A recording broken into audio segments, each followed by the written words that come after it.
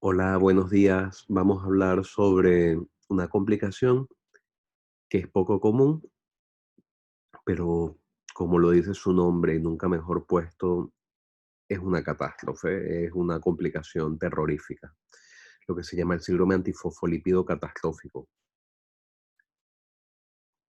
Tenemos como evidencia de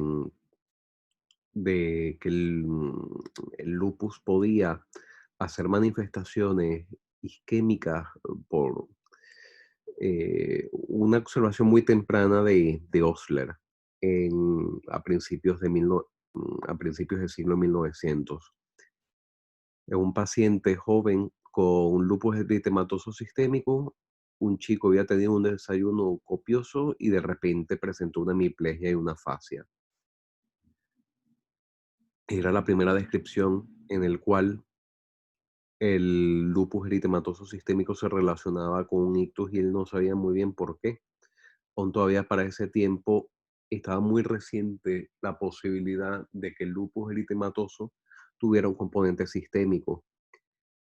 Y él dijo que lo más probable es que estuviera operando un mecanismo vasoespástico. Y se lanzó a la piscina y dijo que era algo muy parecido al fenómeno de Raynaud. Entonces, aquí vemos que apenas en ese momento recién acababa de comenzar a pensarse en el lupus como una enfermedad sistémica y además no se sabía muy bien por dónde iban las cosas. Lo que sí se comenzó a entender es que dentro de esas manifestaciones, al parecer los ictus podían estar relacionados y en ese momento se pensaba que era un fenómeno más de vasoconstricción. Entonces, mucho tiempo después, Hughes, que es muy importante en la historia del lupus en general, se da cuenta que en Jamaica hay mucho lupus, es una enfermedad donde el lupus es bastante frecuente. Y no solamente eso, sino que hay una entidad que comenzó a diferenciar que pudiera ser algo en sí mismo, porque eran mielitis transversas en personas que tenían manifestaciones cutáneas de lupus. Y le llamaba mucho la atención que el VDRL daba positivo, comenzaban a buscar la espiroqueta y realmente no la conseguían por ningún lado. Y esto a Hughes le llamó mucho la atención. Hughes luego también tiene, más o menos por la misma fecha, algunos casos de lupus que no solamente tienen fenómenos embólicos, que no solamente tienen fenómenos infartos en distintos órganos, sino que tienen algo raro en la sangre.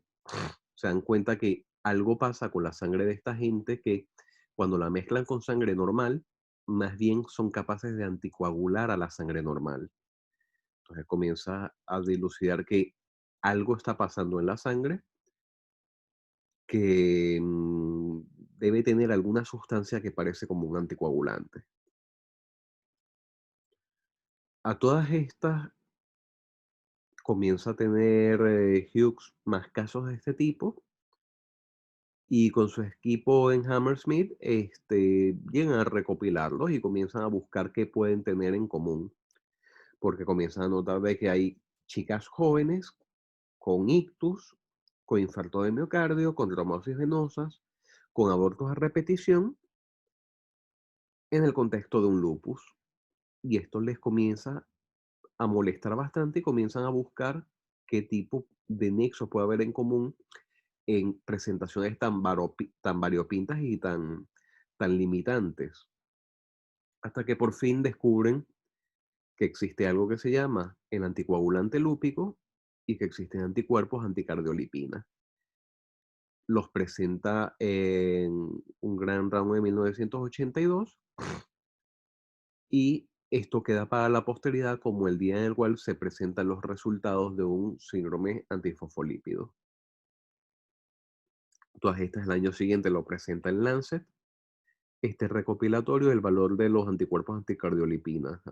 Ya había recopilado 172 pacientes, se describían trombosis venosa y arterial, ictus, corea, crisis epiléptica, Libero reticular, abortos espontáneos, trombocitopenia y aglutinando todo esto, la presencia de anticoagulante lúpico o anticuerpos anticardiolipina.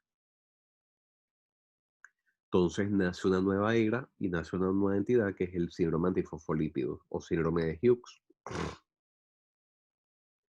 Y tenemos que dentro de los criterios, parte de ellos es confirmar que hay un episodio arterial, venoso, trombosis de pequeño vaso o evento microvascular confirmado de alguna forma. Y luego que haya muertes fetales por encima de la 10ª semana de gestación y que sea morfológicamente normal. O que haya nacimientos prematuros de fetos morfológicamente normales antes de la semana 34 de la gestación y que estén en relación con preeclampsia, eclampsia o crecimiento intrauterino delayed, que esté prolongado. A todas estas también la presencia de 3 o más abortos espontáneos antes de la semana 10 que se haya excluido tanto causas cromosómicas como maternales. Y de criterios de laboratorio, la presencia de anticuerpos cardiolipina o anticoagulante lúpico. Pero es que el síndrome antifosfolípido, a medida que ha ido pasando el tiempo, vamos viendo de que tiene distintos fenotipos. Se sabía anteriormente que existe el síndrome antifosfolípido asociado al lupus, el cual tenía que cumplirse 4 de los criterios de lupus, pero también comenzaron a ver que hay síndromes antifosfolípidos donde no aparece el lupus por ningún lado ni ninguna otra enfermedad reumática. Y es lo que se le llama el síndrome antifosfolípido primario.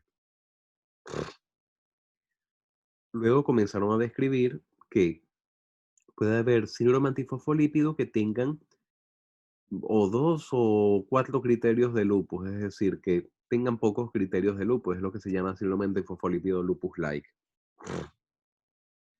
También aparece otra entidad que es el síndrome antifosfolípido plus, en el cual puede haber artropatía y hay afectación renal, pero que no tiene fenotipo lúpico. Y es como una especie de entidad en sí misma.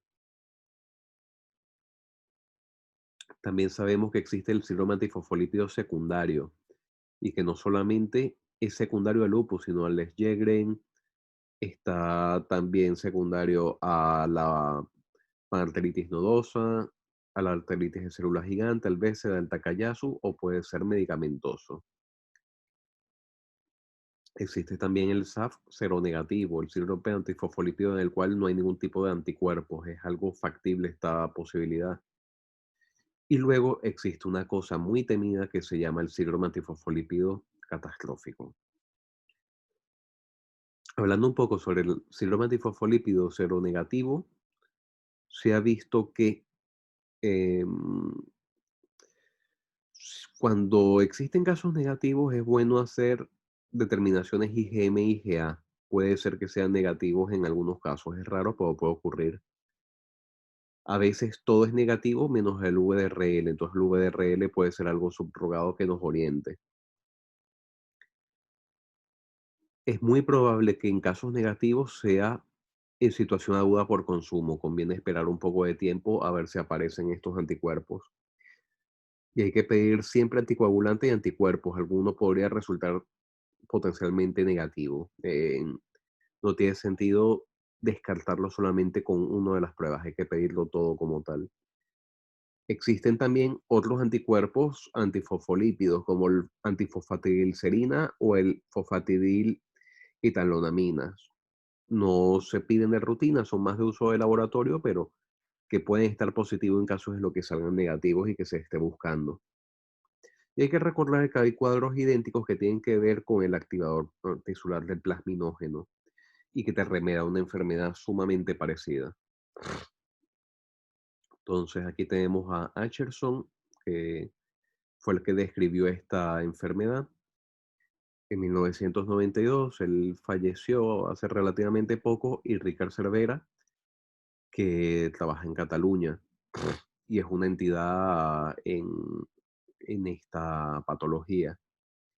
Y realmente es rarísima, conforma parte de 1% de los síndromes antifosfolípidos, provoca trombosis en múltiples órganos y hay una afectación netamente microvascular y que es importante demostrarla. Se ve que están presentes los anticuerpos y tiene una mortalidad altísima, la mitad se mueren.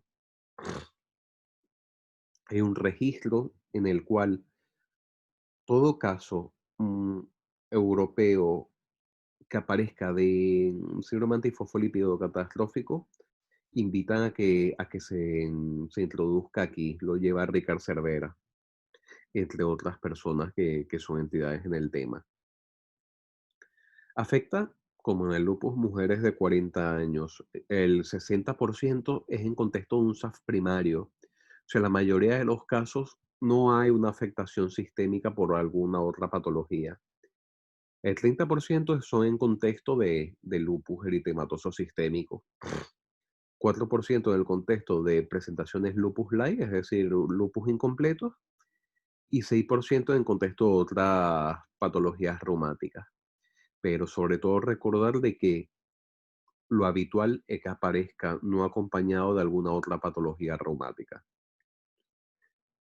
La trombosis microvascular es la entidad típica. Aquí podemos ver infartos pequeños de los riñones, compromiso de microtrombos a nivel de los riñones, que termina siendo un daño microvascular. Puede hacer infartos en piel por estas lesiones microvasculares, pero infartos realmente extensos en la piel. Y otra cosa que pueden hacer es trombopatía coronaria. Aquí vemos un trombo ocupando una coronaria, gente que puede morir de isquemia cardíaca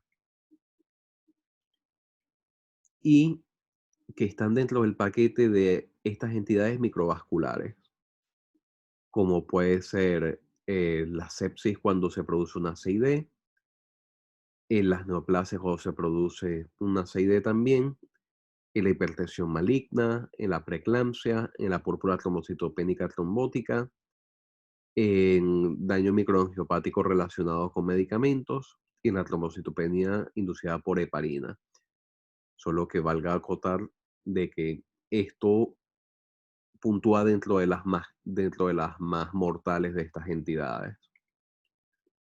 La mayoría de estos pacientes suelen terminar en la UCI con daño de múltiples órganos, al menos 3 órganos tienen que estar dañados. En algunas circunstancias se pueden aceptar menos de 3, pero lo que dicen los criterios es que más de 3 órganos comprometidos. En el 50% de los casos se encuentra un desencadenante, o ha aparecido una neoplasia, o en el contexto de una recidiva lúpica, o de alguna enfermedad reumática, o hay algún tipo de trigger que sea infeccioso, o después de una cirugía, o de una toma de biopsia. Hay algún estímulo estresor que termina desencadenando toda la cascada del antifosfolípido a unos niveles abrumadores. La afectación renal es lo más frecuente, habiendo daño microvascular renal con proteinuria, fallo renal agudo, hipertensión y hematuria. También puede haber afectación pulmonar y es bastante frecuente. Lo más típico, claro está, es el tromboembolismo pulmonar. Aquí tenemos un tromboembolismo pulmonar masivo, pero también hay síndromes de estrés respiratorios. En 60% de los casos puede haber afectación neurológica, ya sea como ictus, encefalopatía, hemorragias, crisis, trombosis venosa cerebral. Y en la gente que muere, a pesar de que no se vea algo en la resonancia, puede haber microtrombosis en el 50% de las autopsias. Entonces aquí vemos que la patología vascular de distintas estirpes es algo que puede ocurrir en esta entidad y con una frecuencia importante. Un tercio de los casos presentan anemia hemolítica, dos tercios de los casos presentan trombocitopenia. La trombocitopenia es algo muy presente ya de por sí en los síndromes antifosfolípidos. Y estos son los criterios diagnósticos. Un poco complejo de diagnosticar, es difícil de diagnosticar, porque tiene que haber evidencia del compromiso de 3 o más órganos, sistemas o tejidos. El desarrollo de manifestaciones simultáneas en menos de una semana. Simultáneas o en menos de una semana. Es decir, lo que ocurra, el compromiso de los órganos todo al mismo tiempo o que en el transcurso de una semana se haya un desbarajuste en tres de los órganos. Confirmación por histopatología, y eso es algo complicado, requiere alguna biopsia para demostrar esta afectación microvascular. Y la confirmación del laboratorio es la presencia de anticuerpos antifosfolípidos, ya sea anticoagulante lúpico, anticuerpos anticardiolipino, beta 2, glicoproteína 1. Para que sea definitivo, necesitas tenerlo todo. Y un poco según las cosas que se tengan, lo puedes establecer como probable. Por ejemplo, que tengas los 4 criterios, pero que nada más tienes 2 órganos. O que tienes los 4 criterios, pero que el paciente se haya muerto y no tengas la confirmación del laboratorio. O que tengas el criterio uno el 2 y el 4 o que tenga el uno el 3 y el 4. Son cosas que se pueden dar como probable antifosfolípido catastrófico.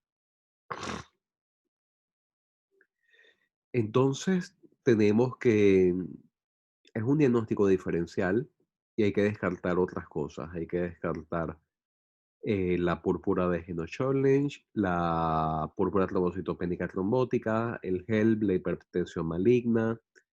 Hay que descartar el BSET. Hay que solucionar el desencadenante. Si hay algún desencadenante, como por ejemplo una recidiva de una crisis lúpica, hay que solucionarla. Si es secundaria a una medicación, hay que retirarla. Se trata con heparina y corticoides y le puedes asociar inmunoglobulinas o plasmaféresis. Y si es el contexto de un LES, hay que ser agresivo, hay que poner ciclofosfamida.